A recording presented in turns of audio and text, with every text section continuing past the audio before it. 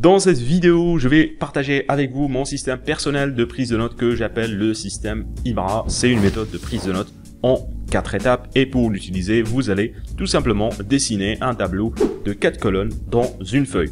Bon, je dis une feuille, mais vous pouvez aussi très bien faire cela sur PC, sur tablette ou n'importe quel autre logiciel de prise de notes.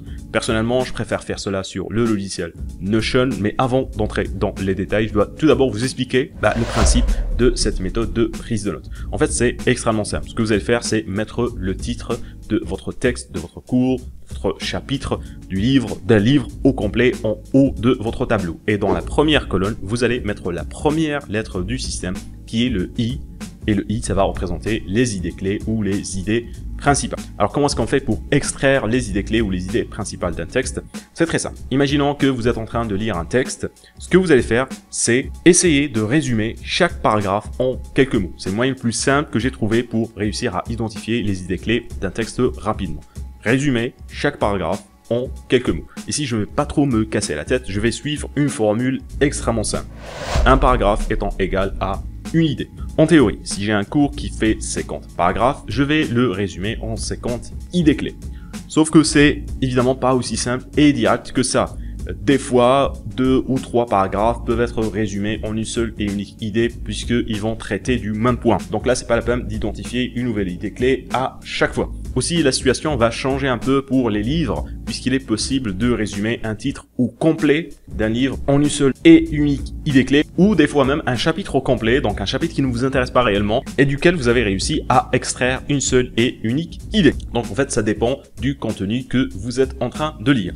L'important, c'est que cette case contiendra toutes les idées clés du document que je compte apprendre, comprendre et mémoriser. Une fois terminé, je vais passer à la deuxième colonne dans laquelle je vais mettre la deuxième lettre de mon système IMRA qui est le M pour mots-clés. Alors qu'est-ce que je veux dire par mots-clés ici? Quand je vais résumer un paragraphe au complet en quelques mots et que je vais l'écrire dans la première colonne, je vais évidemment omettre plein de détails. Ces détails, ou principalement ces mots-clés, seront placés dans la deuxième colonne de mon tableau. Alors ces mots-clés peuvent être des dates, des noms de personnes, des noms de lieux, des hormones, des chiffres, des formules, des noms scientifiques, etc., etc., etc. Si dans la première case, j'ai noté l'idée clé du paragraphe, en la résumant, dans la deuxième case, je vais mettre tous les mots-clés les plus importants en rapport à l'idée que j'ai réussi à identifier. Mais attention, ici, il ne faut surtout pas commettre l'erreur de stocker un maximum de mots-clés dans la deuxième colonne parce que vous n'avez pas réussi à les mettre dans la première colonne en résumant votre idée clé. La raison pour laquelle ce système de notes fonctionne parfaitement bien, c'est parce que ça vous force à extraire l'essentiel de ce que vous voulez apprendre et surtout à associer l'idée clé à ces mots que vous avez réussi à identifier. Une fois que vous avez terminé cela, vous l'aurez deviné, on va passer à la troisième lettre qui est le R dans IMRA. Et le R, ça va représenter rappel. Donc ça, c'est la troisième colonne.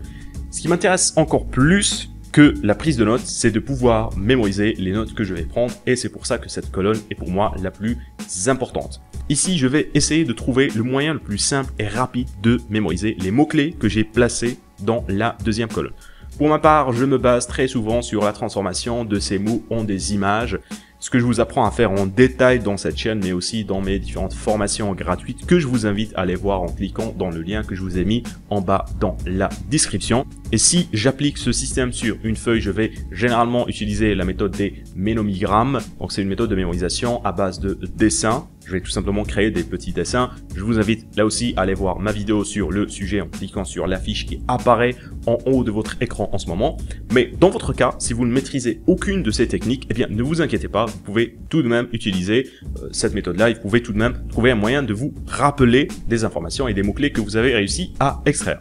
Et je vais vous donner un exemple pour illustrer. Récemment, en lisant un article sur les différents types d'acides gras, je trouve que les oméga 3 doivent représenter 1% de notre alimentation, ce qui est l'équivalent de 2 grammes par jour. Ça, c'est pour les oméga 3. Pour les oméga 6, c'est 4% de notre alimentation, ce qui va représenter 8 grammes par jour. Ça, ce sont des mots-clés que j'ai placés dans la deuxième colonne. Donc oméga 3, oméga 6, les pourcentages, ça c'est les mots-clés. Dans la première colonne, j'ai donc placé l'idée clé qui est la consommation des acides gras essentiels.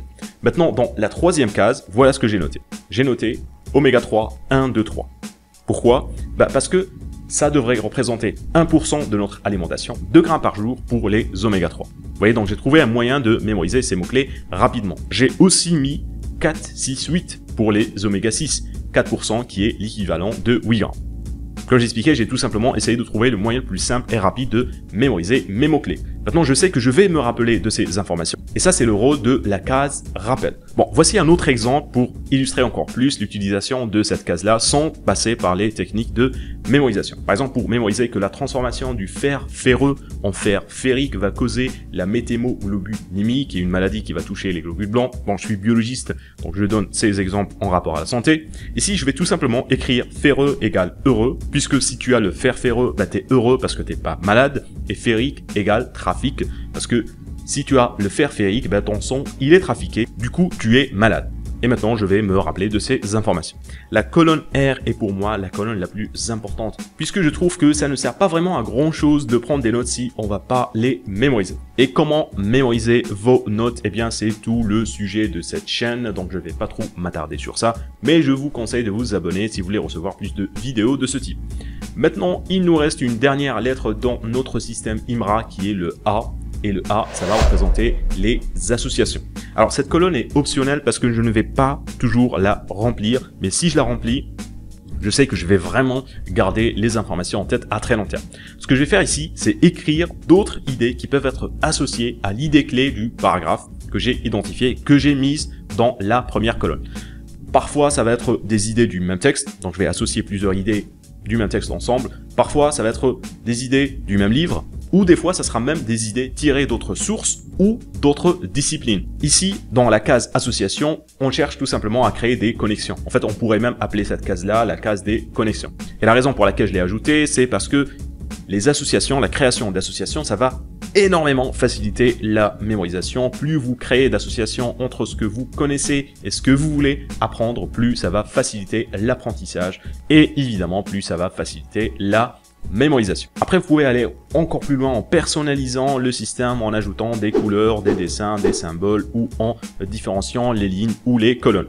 Ou adapter le système à un logiciel comme Notion, ce que je préfère faire d'ailleurs. Et si ça vous intéresse, on pourra faire une vidéo détaillée sur cela. Mais pour récapituler, le système IMRA, c'est quoi? Eh bien, c'est un tableau en 4 colonnes. Vous allez écrire le titre de votre texte, de votre cours, de votre livre, de votre chapitre en haut du tableau. Vous allez mettre le I pour les idées clés dans la première colonne. Vous allez mettre le M pour mots-clés dans la deuxième colonne. Ça va être les mots-clés qui sont liés à l'idée clé que vous avez réussi à identifier. Dans la troisième colonne, vous allez mettre le moyen de mémoriser ces mots-clés que vous avez identifiés. Et enfin, vous allez mettre vos associations dans la quatrième colonne, c'est-à-dire les connexions que vous avez réussi à établir entre l'idée clé et d'autres idées du même texte ou d'autres textes ou voire même d'autres disciplines. Maintenant, en ce qui concerne la case rappel, ce que je vous conseille de faire, c'est d'utiliser les ménomigrammes. C'est une méthode de mémorisation à base de dessins que je détaille dans cette vidéo que je vous invite à aller voir maintenant. Et si vous voulez vraiment développer votre capacité de mémorisation en utilisant des techniques prouvées qui marchent réellement, je vous invite à vous inscrire à une de mes nombreuses formations gratuites. Vous trouverez le lien en bas dans la description.